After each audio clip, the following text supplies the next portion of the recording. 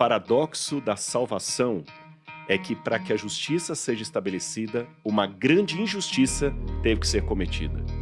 Cristo, o Cordeiro inocente de Deus, teve que dar a sua vida para resgatar a humanidade. Hoje, o professor Rodrigo Silva nos fará entender a história de Jó. Afinal, o que podemos aprender com esta história? Jó, que foi um homem íntegro que passou pelas piores crises que um ser humano poderia suportar e mesmo assim não deixou de acreditar e respeitar a Deus, foi recompensado por isso. Formado em teologia, historiador e especialista em arqueologia bíblica. Atualmente, Rodrigo Silva é professor de Teologia e Arqueologia Bíblica no UNASP e atua também como apresentador do programa semanal Evidências, transmitido pela TV Novo Tempo. Não esqueça, deixe seu like, inscreva-se em nosso canal e compartilhe. Não foi Cristo que pecou, não foi Cristo que comeu o fruto proibido, não foi ele que blasfemou contra o Pai, não foi ele que matou 6 milhões de judeus no Holocausto, não foi Cristo que violentou aquela criança, não foi Cristo que assaltou o banco, não foi Cristo que roubou o dinheiro da Previdência, não foi Cristo que fez aquilo, não foi Cristo que torturou ninguém, mas ele, na cruz do Calvário, foi punido. O livro de Isaías 53 fala: o castigo que nos traz a paz estava sobre ele, e pelos seus machucados é que nós somos sarados. E Isaías mesmo viu que era uma coisa tão estranha que Deus estava mostrando para ele, alguém inocente morrer no lugar de uma humanidade toda condenada, que Isaías começa o texto falando o seguinte: quem creu em nossa pregação? Quem creu? Então, através de Jó, Deus está mostrando isso. Filhos, enquanto o mal perdurar nesse mundo, a injustiça também vai perdurar. E por que Deus não intervém? É porque Deus não dá jeitinhos. Você está entendendo? Deus não dá jeitinhos. Deus segue conforme os protocolos. Ele não dá jeitinhos. Deixa eu pegar um pouco do que você falou aqui, tentar trazer um pouco para o mundo mais material, mundo dos negócios aqui, né? Você falou uma coisa muito interessante, né, sobre o porquê Deus não intervém em tudo e porque ele também não deixa de intervir em 100% das coisas, né? Então, se você fala que se ele não intervisse em nada, a gente ia talvez perder a crença de que isso aí poderia acontecer, né, de alguma forma, e se ele interviesse em tudo, a gente ia simplesmente talvez se acomodar, né? Ou a gente talvez pudesse ter uma segurança tão grande de que isso daí iria acontecer, de que talvez poderia até não ser legítimo, de alguma forma, não é? Então, é quase como se eu tenho certeza que isso vai acontecer, então também não vou fazer nada, né? E, então, eu achei muito interessante você falando sobre esse meio termo, de que ele intervém em alguns momentos. Porque eu estava discutindo com um amigo esses dias sobre o livre-arbítrio. Comentei um pouco com você antes. Eu estava falando assim, cara, se o livre-arbítrio ele não existe,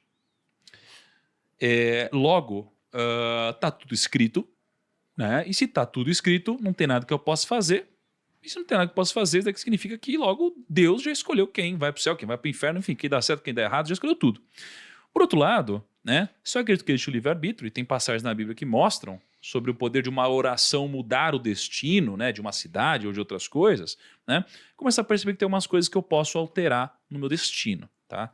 Então, quando eu pego o que você disse sobre Deus intervir em alguns momentos e o livre-arbítrio, eu começo a refletir um pouco sobre os momentos onde os seres humanos sentiram segurança demais. E os momentos onde os seres humanos sentiram segurança demais poderia ser equivalente ao momento onde Deus poderia intervir em tudo. E no momento onde a gente sente segurança demais, a gente começa a cometer algumas cagadas. Então, eu tenho inúmeros exemplos disso. Um deles foi de um documentário que eu vi recentemente, do Bernie Madoff, né, de um dos maiores casos de pirâmides da história, né, mais de 50 bilhões de dólares foram perdidos, né, e eu percebi algumas coisas muito interessantes nesse caso, porque o Bernie Madoff ele começou, tá, a semente do erro dele começou para mim em duas coisas. Ele, primeiro, era um cara que queria agradar todo mundo, então ele queria ser amado por todo mundo, e aí passamos por uma grande crise, e aí durante uma grande crise ele não quis falar para os clientes que ele perdeu dinheiro, e ele conseguiu um dinheiro para dar para os clientes, e ao invés de ele aceitar o fracasso dele em ter tomado péssimas decisões e ter perdido dinheiro, ele preferiu dizer que através de uma tacada de gênio ele tinha conseguido não perder dinheiro para os clientes dele. Então ele optou por ser um mentiroso e guardar isso aqui dentro, ao invés de aceitar que ele tinha fracassado nesse momento. Então tudo começou pela necessidade de agradar todo mundo. E quando isso começou, ele guardou uma pequena mentira dentro dele. E com o passar do tempo, essa mentira ela vai crescendo. Quando você não dá alusão ao problema, isso aqui vai crescendo até o momento que isso aqui te consome. E com o passar do tempo, o que começou a acontecer é que os clientes dele começaram a sentir muito confiantes no dinheiro que eles estavam ganhando. E ele, alimentando essa mentira, ele fazia os clientes acreditarem que eles estavam de fato ganhando dinheiro. E com o passar do tempo, os clientes ganharam tanto dinheiro por tanto tempo que eles ficaram cegos. E no momento que eles ficaram cegos, pela certeza de que isso ia acontecer, eles começaram a perder completamente qualquer grau de julgamento. Até o momento onde eles se entregaram tanto que essa pirâmide ficou tão grande e que eles começaram a perder grana, porque a ganância os consumiu, né? Desejos humanos os consumiram. Então, eu vejo que no momento onde a gente fica cego pelo excesso de certeza, o excesso de segurança, a gente começa a perder dinheiro ou integridade, ou seja lá o que for, porque a ganância nos conquista com agrados e nos proporciona uma falsa segurança. E talvez Deus não queira que isso aconteça porque sabe a consequência desse excesso de segurança. Eu achei perfeita a ilustração que você fez, e se me permite, não estou falando da vida após a ressurreição, no céu, que nós vamos ter uma nova mente. Eu estou falando Perfeito. dessa situação que nós estamos aqui, tá bom? O que você colocou aí em linhas gerais é como se Deus agora saísse curando todo mundo. Vou curar todo mundo que está com câncer, vou tirar todo mundo da miséria. É como se Deus agora artificialmente fizesse isso.